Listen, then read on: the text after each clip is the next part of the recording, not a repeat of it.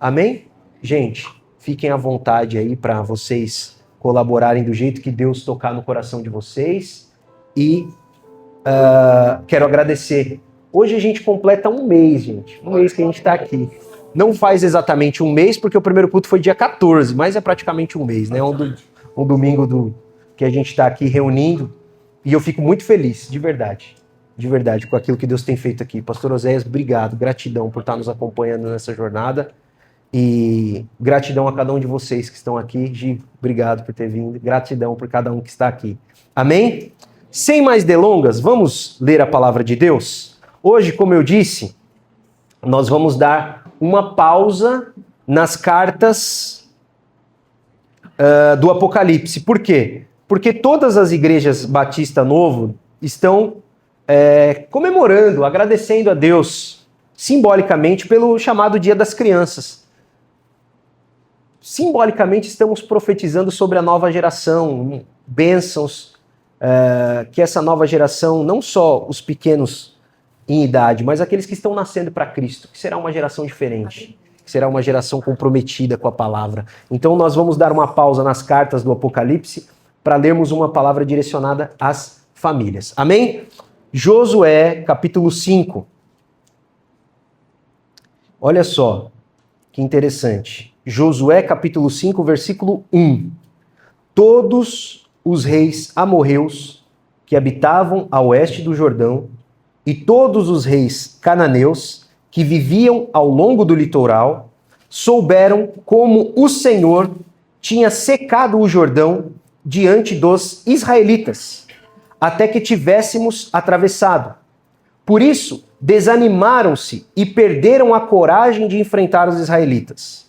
Versículo 2, capítulo 5 de Josué. Naquela ocasião, o Senhor disse a Josué: faça facas de pedra e circuncide os israelitas. Josué fez facas de pedra e circuncidou os israelitas em Gibeate Aralote. Ele fez isso porque todos os homens aptos para a guerra morreram no deserto, depois de terem saído do Egito. Todos os que saíram haviam sido circuncidados, mas todos os que nasceram no deserto, no caminho, depois da saída do Egito, não passaram pela circuncisão. Os israelitas andaram 40 anos pelo deserto, até que todos os guerreiros que tinham saído do Egito morressem, visto que não tinham obedecido ao Senhor, porque o Senhor lhes havia jurado que não veriam a terra que prometeu aos seus antepassados, que nos daria, terra onde há leite e mel com fartura. Assim, em lugar deles, colocou seus filhos, e estes foram os que Josué circuncidou. Ainda estavam incircuncisos, porque não tinham sido circuncidados durante a viagem. E depois que a nação inteira foi circuncidada, eles ficaram onde estavam, no acampamento, até se recuperarem. Então o Senhor disse a Josué: hoje removi de vocês a humilhação sofrida no Egito. Por isso até hoje o lugar se chama Gilgal. Na tarde do 14º dia do mês, enquanto eles estavam acampados em Gilgal, na planície de Jericó, os israelitas celebraram a Páscoa. No dia seguinte ao da Páscoa, nesse mesmo dia, eles comeram pães sem fermento e grãos de trigo tostados, produtos daquela terra. Um dia depois de comerem do produto da terra, o maná cessou. Já não havia maná para os israelitas, e naquele mesmo ano eles comeram do fruto da terra de Canaã. Amém? Queridos, olha só. Essa palavra aqui é um texto de um momento de transição do povo de Israel. O povo de Israel saiu do Egito, eles eram escravos, e a gente pensa que demorou 40 anos para eles chegarem à terra. Não demorou 40 anos para eles chegarem à terra. Eles chegaram à terra, Moisés manda 12 espias, e quando eles vão espiar a terra, que eles chegaram de maneira até rápida, considerando o número de pessoas, quando eles chegaram lá e viram que tinha fortaleza, que tinha gigante, que tinham guerreiros, que tinha muita gente apta para a guerra, eles temeram, ficaram incrédulos, pensaram que não conseguiriam atingir a promessa, e com incredulidade disseram que queriam voltar ao Egito. Ali sim, Deus dá uma sentença, Deus dá um juízo sobre aquele povo, dizendo: agora vocês passarão 40 anos rodando. Então perceba, não demorou 40 anos para eles chegarem até a terra. Demorou 40 anos para que aquela geração incrédula fosse morta no deserto, se perdesse no deserto. E aqui fica uma primeira lição para nós. Porque chegar no lugar certo com o coração errado não funciona. Chegar na posição certa, no lugar certo, chegar na hora certa, mas com o coração errado, não vai funcionar. Aquela geração que saiu do Egito, aquela geração que deixou de ser escrava, ela não conseguiu virar a chave. Ela não conseguiu perceber o tamanho do amor de Deus por eles. E sabe o que a Bíblia faz ao nos trazer o texto do versículo 1 e do versículo 2? Dizer o quanto doeu no coração de Deus aquela incredulidade. Porque nós lemos juntos dizendo que todos os reis amorreus e cananeus desanimaram por saber que Deus havia secado o Jordão diante de Israel. Ou seja, os deuses que não criam no Deus de Israel, os reis que não criam no Deus de Israel, os reis que tinham falsos deuses, desanimaram com o milagre que Israel viveu. Mas Israel, que estava dentro do milagre, não conseguia enxergar o tamanho das bênçãos que Deus tinha feito por eles. E às vezes pessoas que não creem no mesmo Deus que nós, às vezes pessoas que não têm a mesma fé que a gente, conseguem perceber o quão abençoados somos. E nós que estamos na situação, nós só conseguimos enxergar os problemas, os gigantes, nós só conseguimos enxergar a adversidade e a gente se esquece das bênçãos de Deus para nós. E tem gente que não acredita no mesmo Deus, tem gente que não tem a mesma fé, mas consegue perceber a ação do Senhor. E nós que estamos sendo ali abençoados, muitas vezes desanimamos frente à batalha. Agora, a Bíblia diz algo muito triste. A Bíblia diz que aquela geração precisou morrer no deserto para que a nova geração fosse chamada. Os filhos foram colocados no lugar dos pais. A gente acabou de ler isso. E é muito pesada essa palavra. Por quê? Porque Deus perdoa. Deus é perdoador. Mas o pecado não perdoa, pastor. Deus perdoa. A Bíblia diz que aquele povo caiu em prantos, pediu perdão para Deus e Deus perdoou aquela geração. Mas eles sofreram a consequência do pecado. Deus é perdoador. Quando Deus se apresenta a Moisés, Êxodo 34, abra sua Bíblia para nós lermos, Deus se apresentando a Moisés. Olha que interessante, pastor. Abraão, Isaac e Jacó andaram com Deus e nunca souberam o nome de Deus. Abraão chega em casa, em Gênesis 12, e diz assim, Sara, nós vamos nos mudar. Como assim? Deus mandou a gente se mudar, nós vamos embora. Que Deus mandou você se mudar? Então, eu não sei o nome dele. Eu só sei que eu ouvi a voz dele. Isaac a mesma coisa, Jacó a mesma coisa. Mas Moisés, Deus diz assim, a nenhum deles eu me apresentei com o meu nome, mas a você, Moisés, eu vou contar o meu nome. E Êxodo 34, versículo 5 diz assim, então o Senhor desceu na nuvem, permaneceu ali com Moisés e proclamou o seu nome.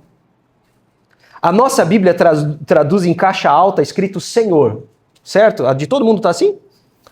Mas aqui é o tetragrama do nome de Deus, que é o nome impronunciável. Aqui não está escrito apenas Senhor no original. Aqui está escrito o nome de Deus, que é o nome que os judeus não ousam pronunciar. Um tetragrama sagrado, que a gente às vezes traduz por Jeová, Yahvé, Yahweh, depende. Esse nome não é pronunciado, por isso que traduz-se como Senhor. E passou diante de Moisés proclamando, olha só, Deus passou diante de Moisés proclamando o seu próprio nome e se apresentando, dizendo Senhor, Senhor, ou então Javé, Javé, Jeová, Jeová, Deus compassivo e misericordioso, paciente, cheio de amor e de fidelidade, que mantém o seu amor a milhares e perdoa a maldade, a rebelião e o pecado. Contudo, não deixa de punir o culpado. Castiga os filhos e os netos pelo pecado de seus pais, até a terceira e quarta gerações. Quando Deus se apresenta a Moisés, ele começa a dizer as características, os atributos que mais se destacam em sua pessoa, pastor. A depender do contexto, a gente se apresenta de modo diferente, sim ou não? Se você está numa reunião de trabalho, você vai dizer assim, ó, tudo bem, eu sou o Fred, eu sou advogado. Por quê? Eu preciso me apresentar, porque sou uma reunião de trabalho. Se alguém vem aqui, eu digo o quê? Tudo bem, sou o Fred, sou o pastor. É isso aí. Se eu vou conhecer a família da Amanda, quando eu fui conhecer a família da Amanda, eu não sou bobo, eu levei a minha família toda para me apoiar moralmente, porque eu não queria ir sozinho. Mas eu fui conhecer o pai da Amanda, que é o seu Rogério, e disse assim, tudo bem, sou o Alfredo, candidato a namorado da Amanda. Fui como candidato, fui levar meu currículo. Falei, esses aqui são os meus pais, meus 2 irmãos, minhas cunhadas, foi todo mundo, levei todo mundo, de verdade, pastor. Levei o currículo e a turma também, né? Porque as testemunhas, né? Porque para cada situação a gente se apresenta de forma diferente, sim ou não? Sim. Para Moisés, Deus não se apresentou assim, olha, eu sou o Deus Todo-Poderoso. Eu sou o Senhor dos Exércitos. Eu sou o Criador. Eu sou o dono de todas as coisas. Não, Deus se apresentou assim, eu sou um Deus compassivo e misericordioso. Aleluia. Nessa manhã, Deus se apresenta a nós não dizendo assim, olha, eu sou o Criador, eu sou aquele que tem as 7 estrelas, as 7 taças, eu sou o Senhor de todas as coisas, porque de fato Ele é. Mas Ele não se apresenta assim, Ele se apresenta como? Eu sou um Deus compassivo e misericordioso. Porque no trato com os seus filhos, esses são os atributos que Deus quer que você conheça primeiro. Tem gente que não consegue separar os papéis. Tem gente que é juiz lá fora e ele quer ser juiz em casa também. Ele quer ser juiz na igreja. Ele quer ser juiz com os amigos. Tem gente que é policial lá fora, ele quer ser policial com a esposa. Ele quer ser policial com os filhos. Ele quer ser policial com os amigos. Ele quer ser policial na igreja. Agora, Deus não é assim. Deus sabe bem como tratar cada uma das pessoas. E para você, o que Deus diz? Ele diz, eu sou um Deus compassivo e misericordioso. Ele não diz, eu sou um Deus duro, eu sou um Deus justo. Ele diz, eu sou um Deus compassivo e misericordioso. A palavra misericordioso aqui no original hebraico é interessante. Sabe o que significa, pastor? Narigudo. Eu sou um Deus de longas narinas. O hebraico é uma língua, pastorzão, pictográfica, igual o egípcio. Quem já viu hieróglifos egípcios? Já viu já? Como é que são as letras? É passarinho, é pena, é águia. Deus diz assim no hebraico, eu sou um Deus de longas narinas. Você que é narigudo, você é parecido com Deus, aleluias. Eu sou orelhudo, eu sou parecido com Deus também, porque a Bíblia diz que os ouvidos do Senhor não estão tapados, mas estão prontos para ouvir. O que significa Deus dizer que Ele é um Deus de longas narinas? Quer dizer que Deus respira antes de tomar uma atitude. Deus toma fôlego antes de ser. Quem já viu o filho fazer arte? Eu falei essa semana com os meus pais que o Samuca está numa fase muito interessante. Ele aprendeu a falar por favor e desculpe. Só que na cabecinha dele, quando ele diz por favor, você é obrigado a dar o que ele está pedindo. Porque ele pensa que o por favor é a chave para ele conseguir o que ele quer. Então ele vem assim, por exemplo, eu quero o teclado aqui. Filho, não pode. Ele fala, por favor, papai. Fala, então, mas não pode ele. Mas eu falei, por favor. Na cabeça dele, tem gente que ora assim, sim ou não? Deus, eu já pedi, por favor. Então você tem que me dar. E o desculpe também. Então, às vezes, ele está derramando água. Aí a gente chega lá e ele está derramando água. Por exemplo, essa semana, ele pegou um colar da Amanda e jogou pela janela do apartamento. Jogou embora. Não sabemos onde foi parar, porque a gente mora no 14º andar. Sumiu, perdeu. Aí ele diz assim, desculpe. Tá bom, filho, tá desculpado. Aí ele desce, pega outra coisa e vai lá na janela. Por quê? Porque ele pensa que o desculpe pagou o que ele fez. Tem gente que ora assim. Por favor, desculpe. Tem gente que acha que é assim que se relaciona com Deus. Mas não é. E quando a gente vê o Samuel tomando essa atitude, o que a gente tem que fazer?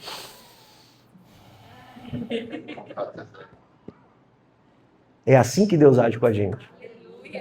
Deus vê você fazendo cada burrada na sua vida. Sabe o que Deus faz? Ele olha para você e... Porque Ele é um Deus misericordioso. Aleluia! Graças a Deus que as misericórdias do Senhor se renovam a cada manhã e são a razão de nós não sermos destruídos, consumidos. Por que ninguém aqui leva um raio na cabeça? Porque todo dia de manhã Deus olha pra gente fazendo besteira e o que Ele faz? Ele é um Deus compassivo.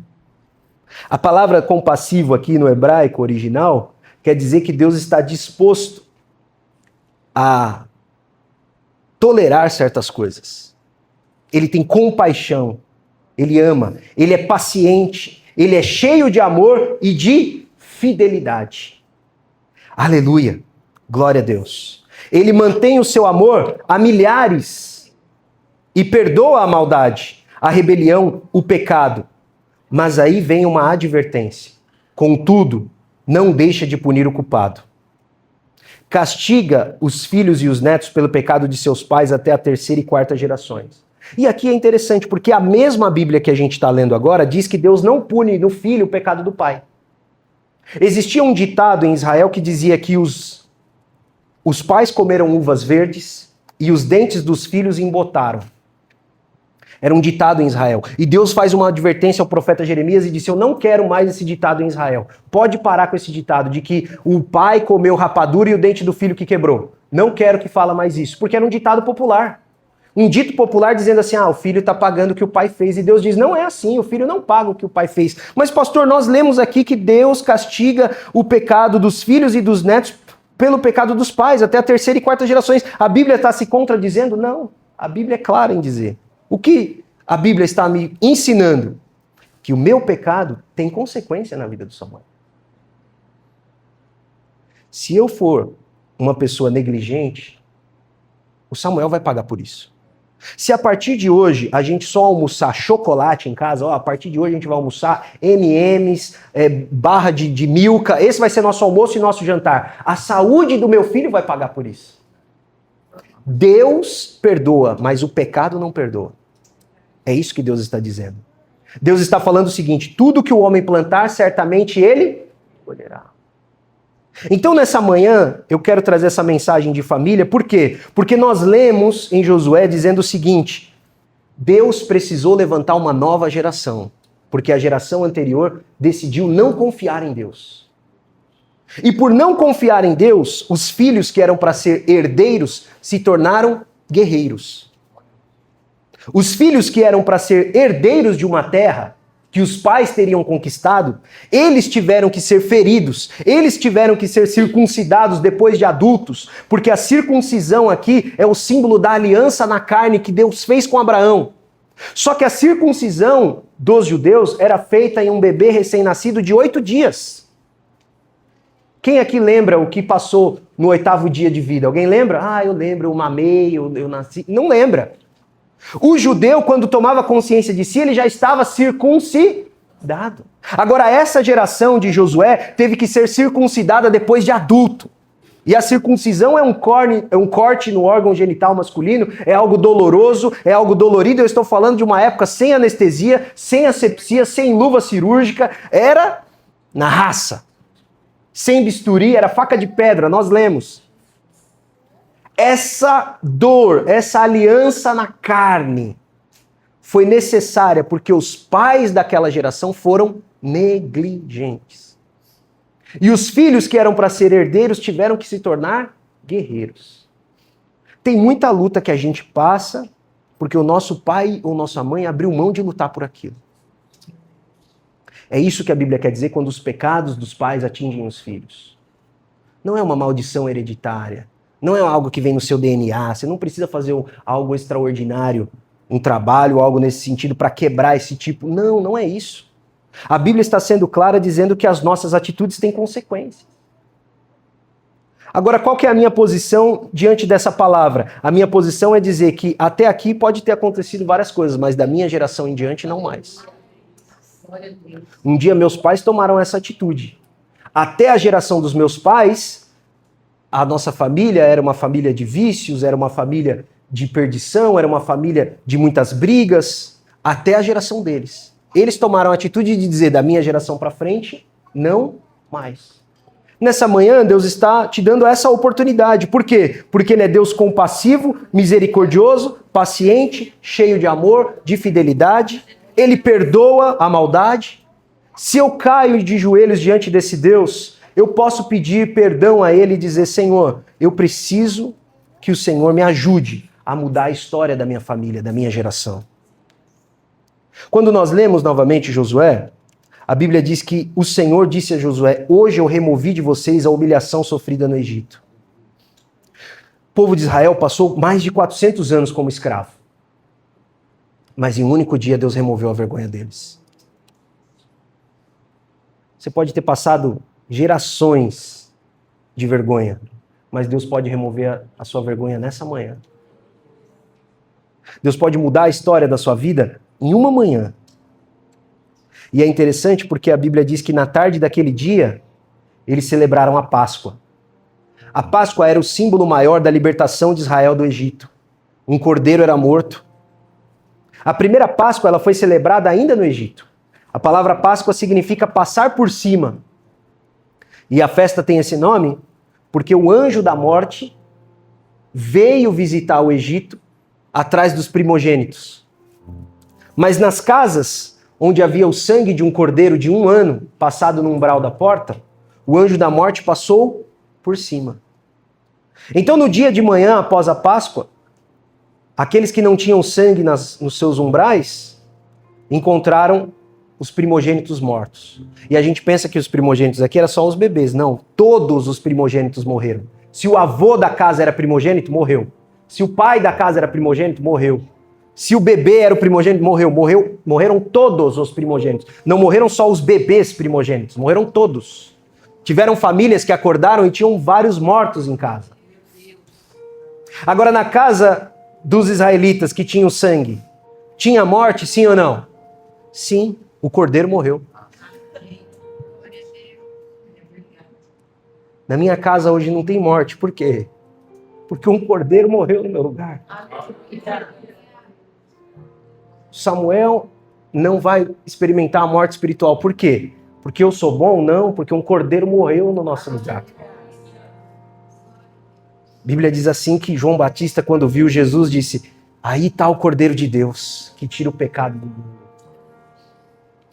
Chegou um dia que Deus precisou mostrar que ele realmente era misericordioso e compassivo, como ele se apresentou a Moisés. Chegou um dia que ele precisou provar que ele realmente era misericordioso e compassivo. E como que Deus provou isso? Experimentando a morte. Se tornando homem e experimentando a morte em nosso lugar. Quando os israelitas celebraram aquela Páscoa, a Bíblia diz que eles comeram do fruto daquela terra e o maná cessou. O maná era o pão que caía do céu, né? Mas Deus não nos escolheu apenas para viver de maná. Deus nos escolheu para viver de plantação e colheita. O maná é aquele milagre inesperado, né? O maná é aquele milagre que caiu do céu, você fala: olha, eu não consigo explicar, e aleluia, glória a Deus, é um baita de um milagre. Mas plantação e colheita, segundo a Bíblia, é um milagre ainda maior. Plantação e colheita significa regularidade. Às vezes a gente assiste séries, filmes, lê livros daqueles romances avassaladores, daquelas aventuras maravilhosas, mas aquilo ali é bom para filme, irmão. Deus quer que a sua família seja uma família de plantação e colheita, de paz, de almoços no domingo, de um casamento de paz, de uma vida de paz. Deus não quer que você tenha altas aventuras no trabalho todo dia. Uma vez ou outra você vai ter, mas Deus quer você num ambiente de paz também. Deus não quer você só em altos e baixos. Deus quer que você plante, colha, tenha uma vida regular. Por que o maná cessou? Porque a fase do maná tinha acabado, a terra prometida tinha chegado. Hoje a gente ainda come do maná espiritual, porque Jesus se apresentou dizendo assim: eu sou o pão vivo que desceu dos céus. Aquilo era uma alusão ao maná. Ele disse: a geração do deserto comeu o pão que caiu do céu, mas aquele pão era um símbolo. Aquele pão era uma sombra. Eu sou o pão vivo que desceu do céu, Jesus diz. Eu sou o verdadeiro maná. Daqui a pouco a gente vai comer o maná ali espiritual, que é o corpo de Cristo e o sangue. Mas aquilo ali é um símbolo. É uma sombra, porque um dia, Paulo diz, nós conheceremos o Senhor como somos conhecidos, não vai mais precisar de Santa Ceia. A Santa Ceia diz assim que o Senhor tomou o pão e o cálice e disse: façam isso em memória de mim até que eu venha. Quando ele vier não vai ter ceia mais. Quando ele vier não precisará mais da sombra, não precisará mais do símbolo. Ali nós conheceremos ele plenamente. E nessa manhã, que essa palavra de família possa tocar no seu coração. Porque hoje, Deus quer remover de nós a vergonha. Deus quer se apresentar a nós de maneira plena, dizendo, olha, eu sou um Deus compassivo, eu sou um Deus misericordioso, eu sou um Deus tardio em me irar. Porque a gente projeta muito dos nossos traumas em Deus. O coração do homem é uma fábrica de ídolos. E às vezes a gente enxerga Deus projetando nele os nossos traumas. A gente projeta em Deus a imagem que a gente teve do nosso pai da terra, que às vezes nos decepcionou, e a gente projeta isso em Deus. Às vezes o nosso pai era muito rígido, e a gente projeta isso em Deus, a gente imagina Deus, um senhorzinho de barba branca, carrancudo, esperando eu errar para jogar um raio na minha cabeça, e não é assim que Deus se apresenta. Deus se apresenta como um pai amoroso, compassivo, misericordioso, justo sim, ele diz que é justo, ele diz que não deixa de punir os culpados. Mas nós já aprendemos nessa manhã que a maior punição pelo pecado, quem levou? O próprio Deus. Deus é tão misericordioso que ele mesmo levou a punição pelo pecado. A cruz é o símbolo máximo dessa compaixão, porque a cruz é Deus levando em si a culpa pelo meu pecado. É Deus levando em si mesmo as marcas do meu pecado. Ali é o símbolo maior da compaixão e da misericórdia de Deus. E é o que nós vamos fazer daqui a pouco. Relembrar esse sacrifício. Porque quando Deus diz assim, olha, eu não deixo de punir o pecado, ele está estabelecendo um princípio. O homem plantou o pecado, ele precisa colher morte. E não é só a morte física, é a morte espiritual, é a separação de Deus completa, definitiva. Mas no momento de cobrar essa dívida, o próprio Deus, a Bíblia diz através de Paulo em Colossenses, que ele toma para si a cédula de dívida e prega ela na cruz. Olha que interessante. É como se você pedisse dinheiro emprestado para alguém e a pessoa que te emprestou o dinheiro, ela paga as prestações da sua dívida. Não faz sentido nenhum. Quem é que faz isso? Quem é que empresta dinheiro? Você vai lá no Banco Santander, eu sou correntista do Santander. Você vai lá no Santander e fala assim, olha, eu preciso de 100 mil reais emprestado. Tá bom, vamos fazer aqui parcelinhas suaves para você com um jurinho baixo. Você vai pagar 100 parcelas de 5 mil. Sua dívida de 100 mil vai passar para 500 mil. Tá bom, tô precisando, tô desesperado. No primeiro dia 5, que era para cair a parcela de 5 mil, aparece lá, pago. Você corre no Santander e diz, não, é o Santander mesmo que está pagando para você. Mas isso não faz sentido nenhum, não. Por quê? Porque isso é amor. Você emprestar o dinheiro e você mesmo pagar a parcela é amor. Jesus diz e estabelece um princípio, Deus estabelece um princípio dizendo, olha, o salário do pecado é a morte. O salário do pecado é a morte. Mas quem toma essa punição para si mesmo? Jesus. Jesus toma para si essa punição, porque, como eu disse, existem guerras que se você não batalhar, o seu filho vai ter que batalhar por você. Só que essa guerra não tinha como nós batalharmos por nós mesmos. Não tinha como você pagar. Porque a ofensa contra um Deus eterno só pode ser paga por outro ser eterno.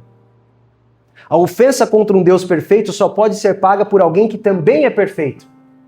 E a Bíblia diz assim que todos pecaram e destituídos foram da glória de Deus. Então, se eu sou pecador, eu já nasço em débito, como que eu vou pagar uma dívida com um Deus perfeito? Ao mesmo tempo que essa dívida precisava ser paga por um ser humano. Não dava para ser paga por um Deus. Precisava ser paga por alguém que morresse, por alguém que tivesse sangue, por alguém que representasse a raça humana. Porque esse é o princípio. Todos nós estávamos em Adão quando Adão pecou.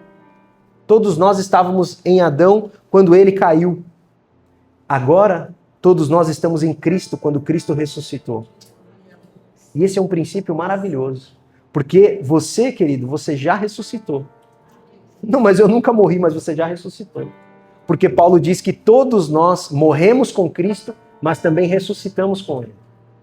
É por isso que Paulo fala assim, olha, se Jesus voltar agora, nós que estamos vivos seremos transformados. Não experimentaremos a morte. Por quê? Porque já passamos da morte para a vida. Se você for da geração do arrebatamento, se Jesus voltar e você estiver vivo, você não vai experimentar a morte. Você vai ser transformado. Isso como símbolo do amor de Deus. Amém? A palavra do Senhor diz em Mateus, capítulo 26,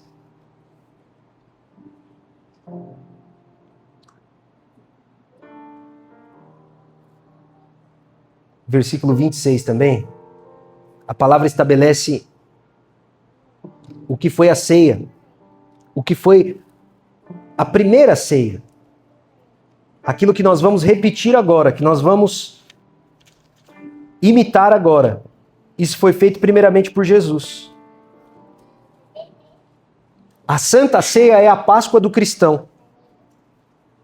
E em Mateus 26, 26, a Bíblia diz assim, ó, que enquanto comiam, Jesus tomou o pão, deu graças, partiu e deu aos seus discípulos, dizendo: tomem e comam, isto é o meu corpo.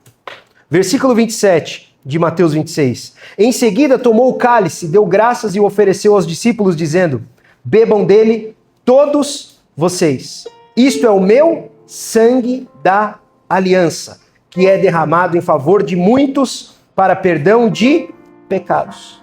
Eu lhes digo que de agora em diante não beberei desse fruto da videira até aquele dia em que beberei o vinho novo com vocês no reino de meu Pai. E depois de terem cantado um hino, saíram para o Monte das Oliveiras.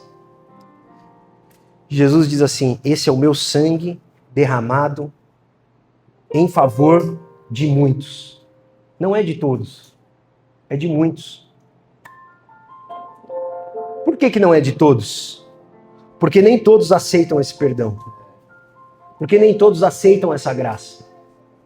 Não é de todos porque nem todos querem se achegar a Jesus. Porque se achegar a um Deus compassivo, misericordioso, mas que também é justo, exige de mim que eu reconheça que sou pecador. E tá aí um negócio difícil para um ser humano. Reconhecer que erra.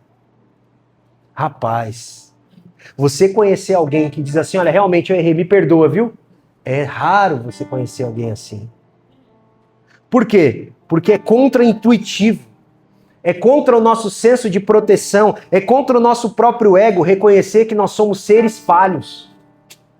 Reconhecer que erramos é algo que é contra a nossa natureza caída.